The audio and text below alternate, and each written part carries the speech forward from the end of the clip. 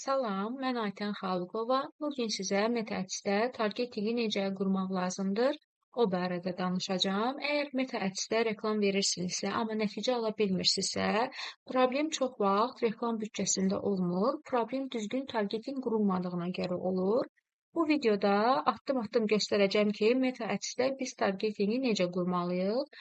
İlk öncə məqsədimizi müəyyən etməliyik. Özümüzə sual veririk ki, mən nə istəyirəm? Yəni necə bir reklam istəyirəm? Mənə satış gətirsin, baxış gətirsin, mesaj gətirsin və buna uyğun olaraq mən burada kampaniyamın növünü, amacını seçmiş oluram.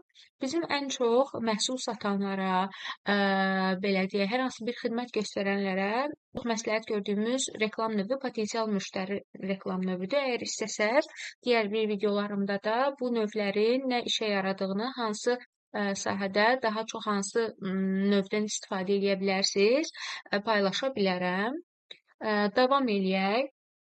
Deməli, açılan səhifədə 3 punktla qarşılaşırıq. Bugün biz targetinglə danışdığımıza görə ikinci punktdan danışacağıq. Amma istəsəz, digər punktlar nə işə yarayır, necə düzgün doldurmaq lazımdır və s. bunlar haqqında da sizinlə video paylaşaram. İkinci punkta keçid edirik. Daha sonra aşağı düşürük. Hələ ki, bu hissələr bizə lazım deyil, çünki targetingi necə qurmaq lazımdır mövzusunda danışacağıq. Aşağı düşdüyümüz zaman hədəf kitləni biz görürük və buradan targetingimizi dolduracağıq. İkinci addımda müştərimizi tanımalıyıq ki, biz hədəf kütləmizi düzgün quraq. Bunun üçün məhsulu yox, biz müştərimizi tanımalıyıq. Yəni, nəyi satdığımız o qədər də önəmli deyil. Müştərimiz kimdir? Bizə o önəmlidir ki, biz düzgün satış edə bilək. Biz bilməliyik ki, müştərimizin yaşı neçədir, cinsi nədir? Misal üçün, yalnız qadınlara mı xidmət göstəririk, yoxsa satdığımız məhsul həm qadın, həm kişilərə mi aiddir? Daha çox harda yaşayan insanlara biz bunu aid eləməliyik. Yəni, onlayn satışdırsa, dünyanın hər bir yerinə göndərə bilirsinizsə, konumlarımızı daha geniş seçməliyik. Yox, misal üçün, hər hansı bir mağazanız varsa, onlayn çatdırılmanız yoxdursa, ancaq hər hansı bir yerdə fəaliyyət göstərirsinizsə, o yönümlümü konumlar seçməliyik, bunları analiz eləməliyik. Bu kütlənin hansı problemləri var və hansı maraqlara sahibdirlər ki, bizim məhsulumuzu, bizim satdığımız xidməti gəlib alsınlar. Addım 3-də biz məkan seçimini düzgün eləməliyik. Hansı ki, konumlardan danışdıq biz. Əgər xidmət Bakı üçündürsə, bütün Azərbaycanı seçməyəcəyik. Məsələn, Bakı şəhəri xidmət göstərdiyimiz radiusu seçəcəyik. Gəlin elə burada birin yaradaq və baxaq. Düşürəm aşağıya. Buradan hədəf kitləyi qeyd edirəm və hədəf kütləm üçün ad yazıram. Tutaq ki, mən hansısa bir salon üçün hədəf kütləsi yaradıram.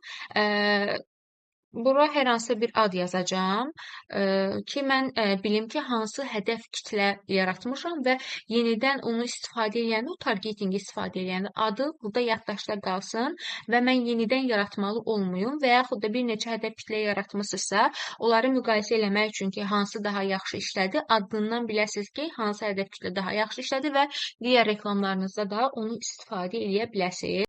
Misal üçün, birincinin adını qoyacam Beauty və bu hədəf kitlənin sadəcə ad hissəsi oldu. Adını qeyd elədim və mən burada aşağıda düzənlik hissəsindən başlamalıyam hədəf kütləmi düzəltməyə. Gəlin birinci konumlar hissəsindən başlayaq. Deməli, əgər xidmətiniz Bakı üçündürsə, bütün Azərbaycanı seçməyə ehtiyac yoxdur. Məsələn, Bakı şəhərində xidmət göstərirsinizsə, xidmət və göstərdiyiniz radius, yəni xidmət göstərdiyiniz radius əhatə olunmalıdır. Əgər onlayn xidmət göstərirsinizsə, o zaman bütün Azərbaycanı seçə bilərsiniz. Misal üçün, mən Bakıda, tutaq ki, Yasamalda salonum var və bu yönümlü bir targeting yaratmaq istəyirəm. Buraya yazacağım Yasamal. Yasamal Bakı. Baxın, gəldik bu hissəyə və 2 kilometr uzaqlıqda radiusumuzu seçmiş olduq. Eyni zamanda biz bunun əhatələrini də seçə bilərik. Misal üçün, Yasamala yaxın ərazilər, elmlər. Elmlər Akademiyası. Bunu da seçirik. Görürsüz, düşdü bura.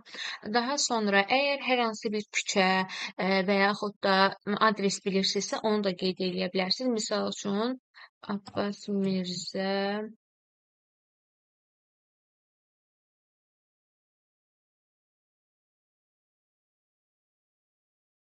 Yasamal Şərifzadəni seçə bilərsiniz. Abbas Mirzə Şərifzadə küçəsi 1. Tutaq ki, bunu seçdi. Yəni, əgər Yasamalda hər hansı bir xidmət göstərdiyiniz məkanın küçə adresini və s. bilirsinizsə, onları da qeyd edə bilərsiniz. Buranı çox doldurmaq olar. İndi qısa konkret başa saldığıma görə bu hissədən 3 dənə konum seçməli yekunlaşdıracağam. Ancaq siz öz belə deyək də hədəf kütlənizin yerləşdiyi konuma uyğun olaraq belə deyək məkanların sayını artıra bilərsiniz. Dördüncü, biz nəyə diqqət eləməliyik? Yaş və cinsimizə. Hamını seçmək düzgün strategiya deyil. Məsələn, əgər hər hansı bir məhsulunuz əsasən 25-45 yaş qadınlara uyğundursa, reklamınız məhz həmin auditoriyaya göstərilməlidir. Salonda da biz yaşı 18, hardasa 50 qoymağımız kifayət eləyir. Əgər ancaq qadınlara xidmət göstərirsinizsə, qadınları seçə bilərsiniz. Yox, əgər bəylərə də belə deyək, xidmət göstərirsinizsə, tümünü seçə bilərsiniz. Daha sonra gəlirik hədəfləmə hissəsinə. Ən vacib hissə budur.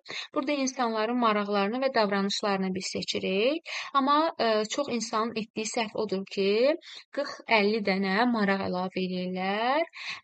Mən isə daha az, amma daha dəqiq maraqları işləməyi tövsiyə edirəm. Əgər meta sənə uyğun gəlirsə və kifayət qədər məlumatın varsa, advantage audience, yəni ağıllı deməli auditoriyanı da test eləyə bilərsən. Hər biznes üçün kör-kəranə aktiv etmək lazım deyil. Həmişə bunlar arasında test aparmaq lazımdır. Misal üçün biz burada nələr əlavə eləyə bilərik? Yenə deyirəm, işlədiyimiz sahədən asılı olaraq maraqlarımız dəyişə bilər. Baxımı qeyd edə bilərik. Cilt baxımı. Bunların hər birini burada artıq bizə nümunələr vermiş olacaq. Üz baxımı, əgər eləyiriksə salonumuzda. Shopping and fashionda beauty-ni seçə bilərik. Artıq burada beauty salon, cosmetic, personal care.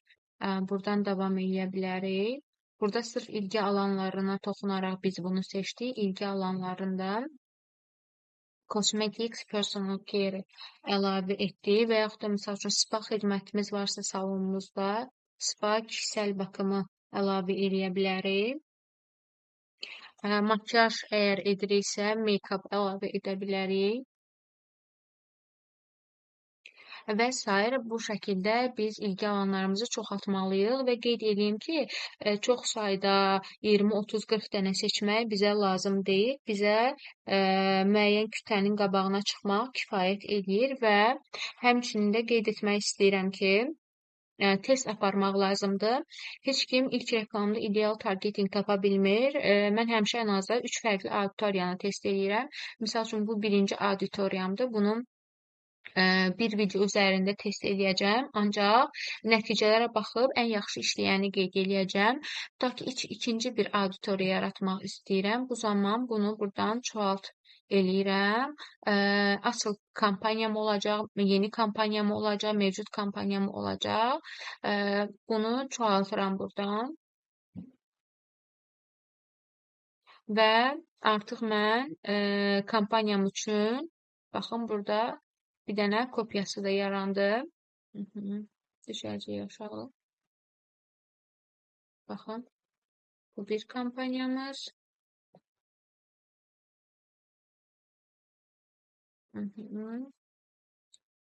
Bu isə digər bir kampaniyamız. Burada artıq düzənliyə basıb reklamlarımızın targetingini dəyişirik. Targeting təxmin eləmək deyil, targeting test etməkdir. Yəni sadəcə bir kampaniya ilə, bir targetinglə siz irəliləyə bilmərsiniz və bir videonu bir neçə targetinglə də sınaya bilərsiniz. Əgər bu video faydalı hesab etdinizsə, videonu bəyənməyi və kanalıma abunə olmağı unutmayın. Meta Ads haqqında ən praktik dərsləri bu kanalda paylaşacağam. Əgər Meta Ads-i sıfırdan öyrənmək istəyirsinizsə, mənim Instagram hesabıma da follow ata bilərsiniz. Həm onlayn, həm də əyani şəkildə dərslərim mövcuddur. Növbəti videoda digər hissələri sizinlə paylaşacağam. Ancaq sizə maraqlı olan hər hansı bir sualınız varsa, videoda qeyd edə bilərsiniz. Videonun altında şərh bölməsinə qeyd edə bilərsiniz ki, mən gələn videolarda da həmin suallarınıza cavab verim.